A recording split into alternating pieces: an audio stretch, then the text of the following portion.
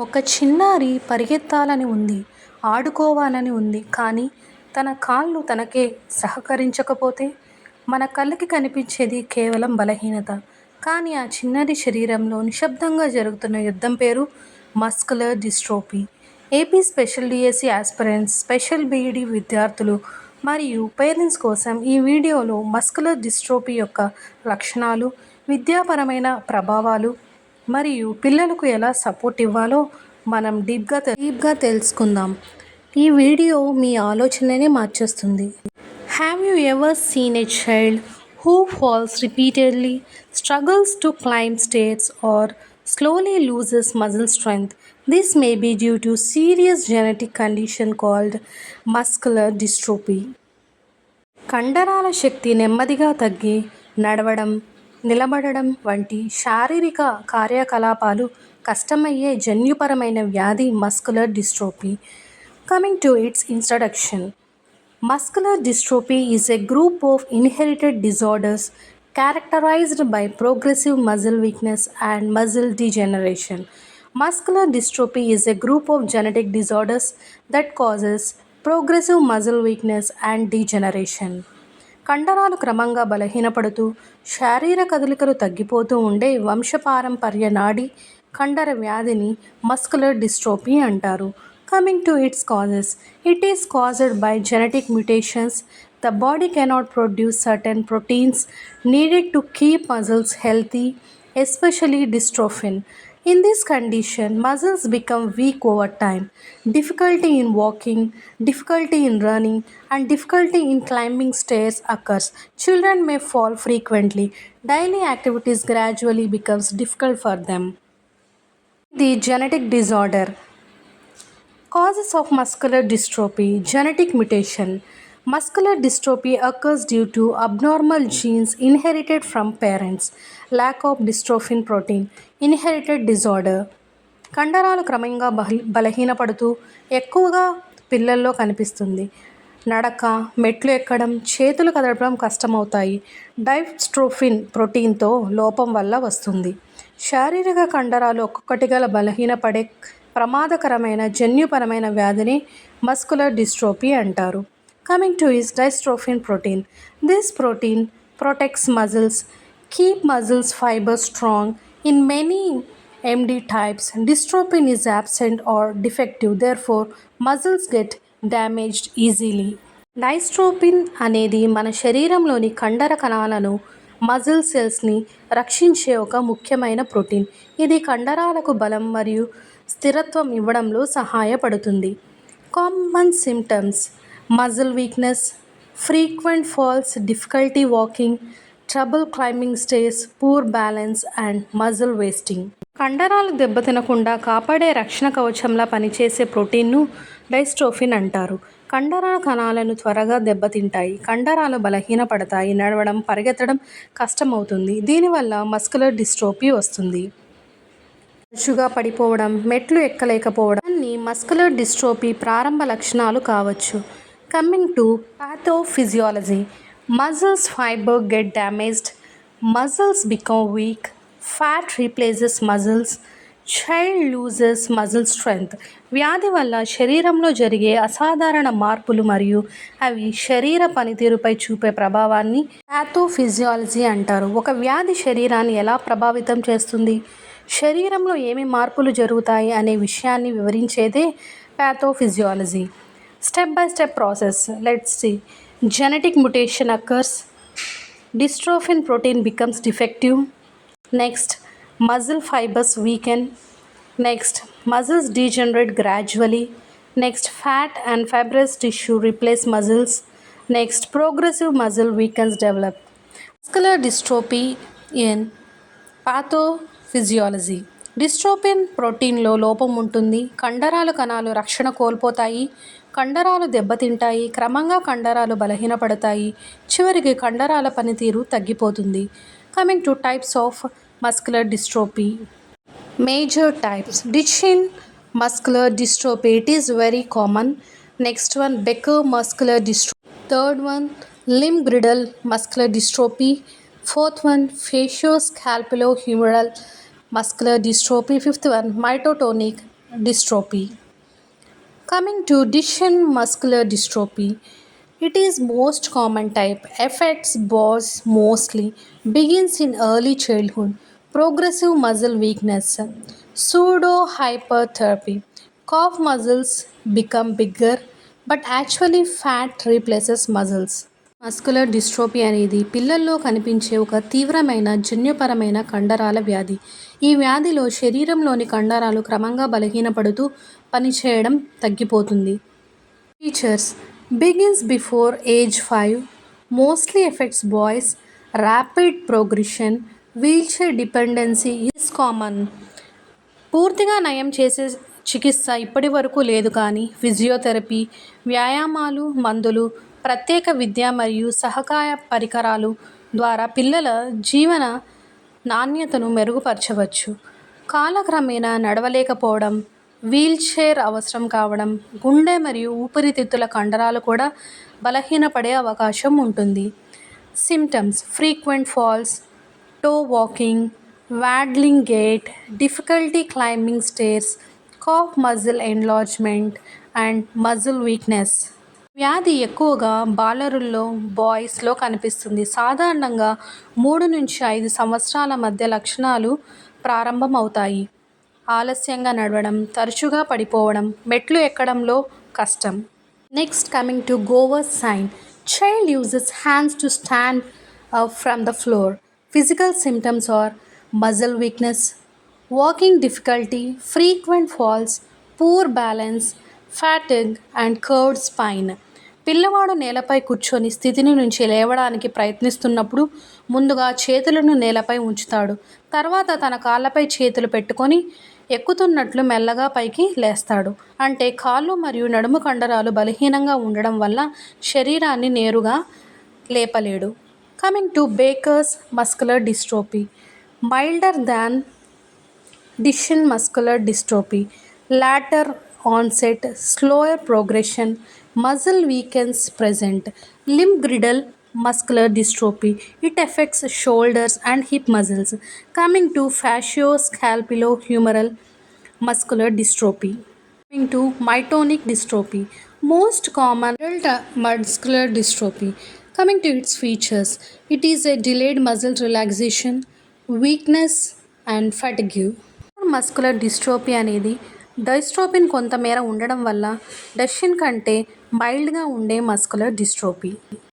Limb గ్రిడల్ అంటే limb చేతులు, కాళ్ళు, గ్రిడిల్ భుజాలు మరియు నడుము భాగం. భుజాల దగ్గర కండరాలు, నడుము తొడల దగ్గర కండరాలు ముందుగా బలహీనపడతాయి. Signs and symptoms. Physical symptoms: progressive muscle weakness, frequent falls, difficulty standing, difficulty walking, poor balance, fatigue and muscle wasting. శారీరక లక్షణాలు: కాళ్ళు మరియు నడుము కండరాల బలహీనత, భుజాల కండరాల బలహీనపడడం, మెట్లు ఎక్కడంలో కష్టం, నేల నుంచి లేవడంలో ఇబ్బంది, పరిగెత్తలేకపోవడం, తరచుగా పడిపోవడం, నడకలో తేడా. Coming to its postural problems. Scoliosis, contractures and abnormal postures.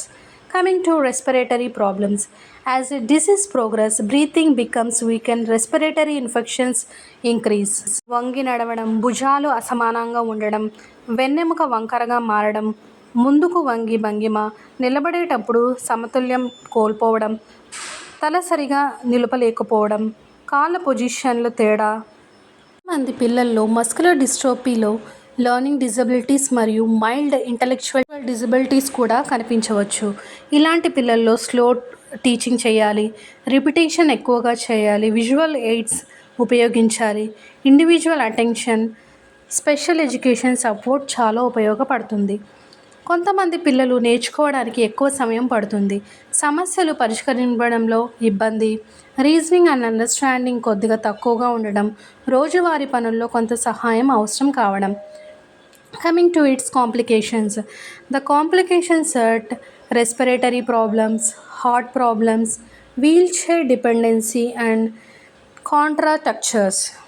ముఖ్యంగా నడవలేకపోవడం, కాంట్రాక్చర్, స్కోలియోసిస్, శ్వాస సమస్యలు, గుండె సమస్యలు, మింగడంలో ఇబ్బంది, లెర్నింగ్ ప్రాబ్లమ్స్, అలసట మరియు బలహీనత, ఎమోషనల్ ప్రాబ్లమ్స్ ఇవి ఉంటాయి.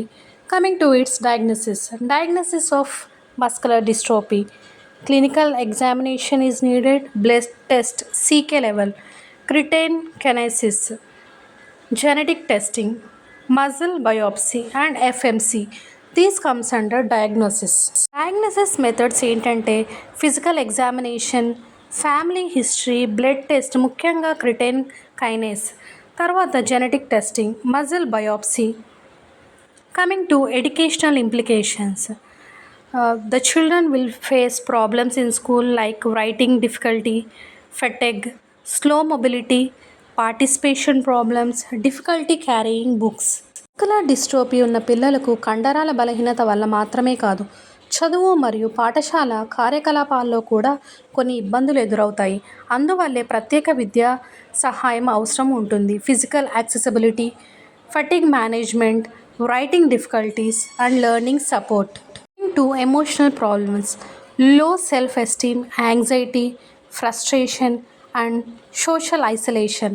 ఆత్మవిశ్వాసం తగ్గడం, నిరాశ, బాధ లేక దుఃఖం, యాంగ్జైటీ ఆందోళన, డిప్రెషన్ నిరుత్సాహం, ఒంటరితనం అనిపించడం, ఇతర పిల్లలతో పోల్చుకొని బాధపడటం, కోపం లేదా చిరాకు, సోషల్ విత్డ్రాల్స్, సమాజం నుండి దూరంగా ఉండడం, భవిష్యత్తు గురించి భయం. Coming to what is the role of a special educator. Special educator role is inclusive classroom, emotional support, modified activities, classroom accessibilities and peer awareness. Individualised teaching చేయడం, అకాడమిక్ సపోర్ట్ ఇవ్వడం, classroom adaptations, assistive device use చేయడం, emotional support ఇవ్వడం, social inclusion నేర్పించడం, coordination with parents and therapist. Then coming to classroom modifications, seating the child near to the teacher, giving extra time to the child, providing accessible classroom, reduce physical strain, use of computers and tablets. సులభంగా వెళ్ళేలా class room ఏర్పాటు చేయాలి, rams ఉండాలి, ఎక్కువ మెట్లు లేకుండా చూడాలి, comfortable chair and desk ఇవ్వాలి, సరైన పోస్చర్ ఉండేలా సీట్ ఏర్పాటు చేయాలి, మూమెంట్స్ కోసం క్లాస్ రూమ్లో తగిన స్థలం ఉండాలి. Coming to it's management, how it can be managed by doing physiotherapy, occupational therapy, speech therapy, medications and assistive devices.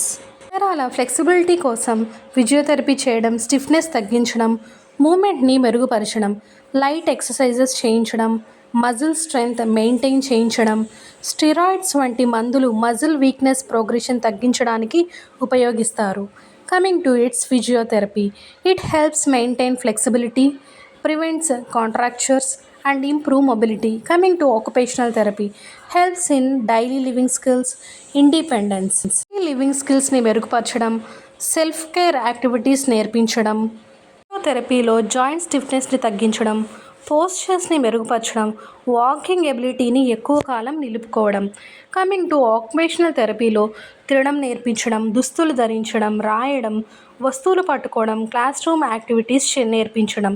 Coming to it's speech therapy, needed if speech muscles weakens, medications like steroids help slow muscle degeneration, improves strength temporarily.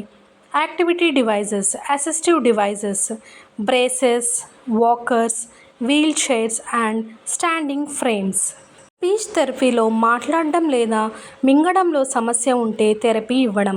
Coming to psychological support, giving emotional leads like motivation, giving counselling, providing family support and bringing positive environment. ఆత్మవిశ్వాసాన్ని పెంచడం, anxiety మరియు డిప్రెషన్ని తగ్గించడం, emotional అడ్జస్ట్మెంట్కు సహాయం చేయడం, positive attitude పెంచడం, counselling ఇవ్వడము, పిల్లలకు మరియు పేరెంట్స్కి కౌన్సిలింగ్ ఇవ్వాలి, ఫియర్స్ అండ్ ఫ్రస్ట్రేషన్ తగ్గించాలి, చిన్న విజయాలను కూడా అభినందించాలి.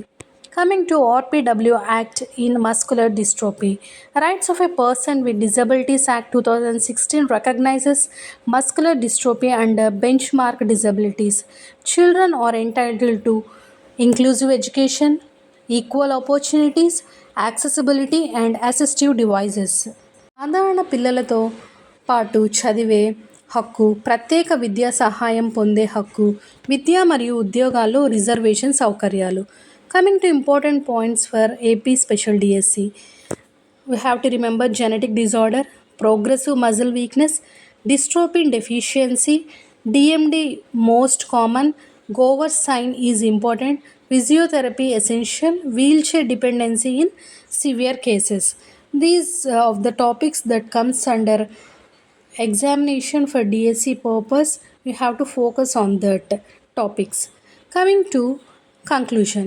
Children with muscular dystrophy do not need pity, they need understanding, inclusion, support, and encouragement. Because every child deserves dignity and special educators, parents, doctors, therapists and society కలిసి పనిచేస్తే muscular dystrophy ఉన్న పిల్లలు కూడా ఆత్మవిశ్వాసంతో, గౌరవంతో మరియు స్వతంత్రంగా జీవించగలరు.